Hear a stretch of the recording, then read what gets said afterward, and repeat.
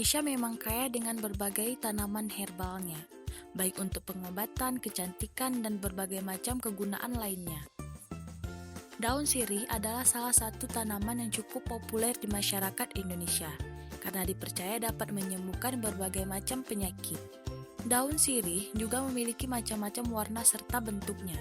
Tanaman ini mudah kita temukan di lingkungan masyarakat sekitar, khususnya daun sirih hijau dan daun sirih merah.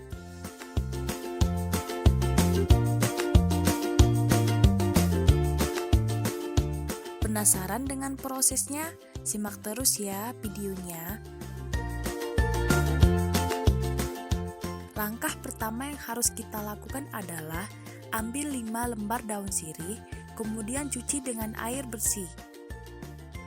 Panaskan air hingga mendidih, iris daun sirih dengan ukuran sedang, lalu masukkan ke dalam air yang mendidih. Diamkan selama 10 menit, kemudian dinginkan air rebusan tersebut. Lalu, masukkan ke dalam botol spray agar memudahkan kita dalam pemakaiannya. Dan hand sanitizer ala rumahan pun siap untuk dipakai.